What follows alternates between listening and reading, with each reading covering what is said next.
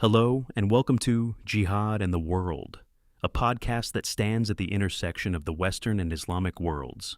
Brought to you by Kensington Security Consulting, where we provide education about national security. This episode explores the role of dogs in the ongoing Hamas-Israel conflict. Dogs have been integral to armies throughout history. Ancient warriors deployed them to intimidate and attack enemies, with civilizations such as the Romans and Vikings relying on their canine companions. Over time, dogs became not just combatants, but also mascots and friends to soldiers.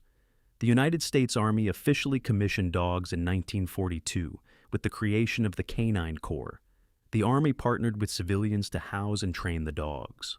After basic training, the dogs were assigned to soldiers and then deployed to units. The Soviets also mustered up dogs and sometimes assigned them suicide missions. Dogs would have satchels of explosives strapped to their back.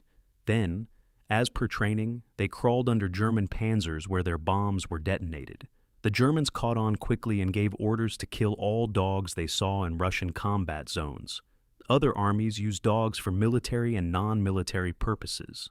Soldiers recovering from physical or psychological trauma enjoyed the devotion and snuggle factor of their four-legged friends. All this brings us to Hamas and the Israeli Defense Force, IDF. Dogs are highly valued in the Israel Defense Forces, IDF. Their training, care, and combat-related activities are treated with seriousness and affection. Many of these dogs have served in Gaza, and some have made the ultimate sacrifice in combat.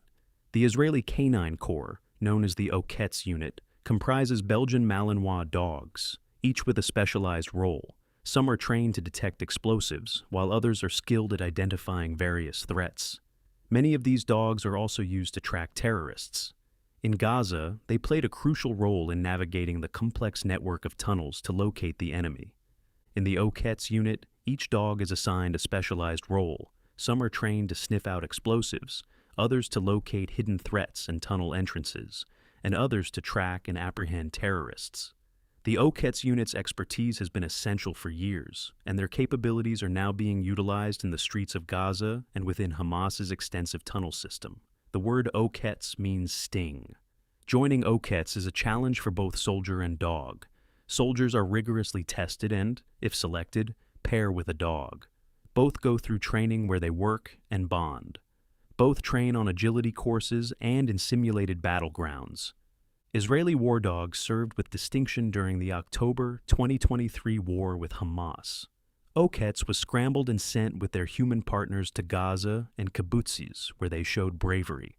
An Israeli officer recounts his loss and love for Nero, who served in a commando unit to hunt down terrorists. The officer relates, "A dog who was with one of our men went into a house. He revealed the location of two terrorists, was hit by a burst of gunfire from them, and was killed.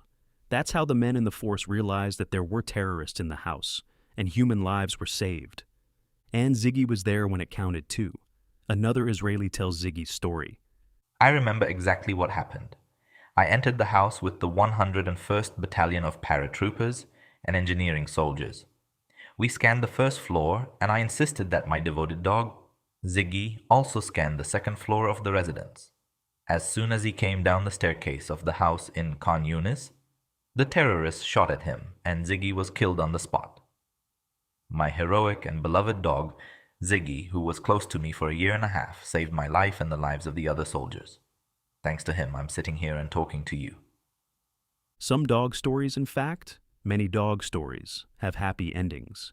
One is the warm rescue of Billy, a 3.5-year-old Cavalier King Charles Spaniel, who was kidnapped from Kibbutz Nir Oz on October 7th. Billy was probing for food in the rubble of Rafah when he heard Hebrew being spoken. A soldier embraced him and cared for Billy. Billy's microchip paired him with his caretakers at a kibbutz, leading to a joyous reunion. Hamas and dogs. Hamas uses dogs in its operations, though it is not known to have any training program. Rather, Hamas encourages dogs to wander around Israeli units in the hopes that they would attract and distract IDF dogs. After the IDF secured Gaza, they came across hungry and abandoned dogs.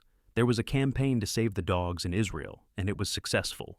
Many found loving new homes. Several American soldiers who served in Israel during the Iron Swords adopted dogs and, Working with NGO friends took them back to the United States.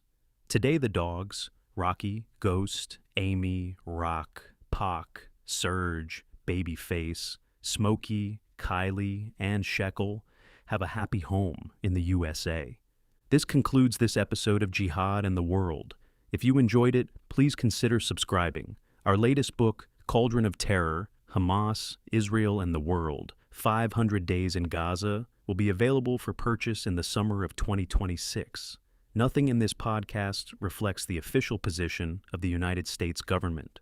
Until our next podcast, goodbye from Kensington Security Consulting.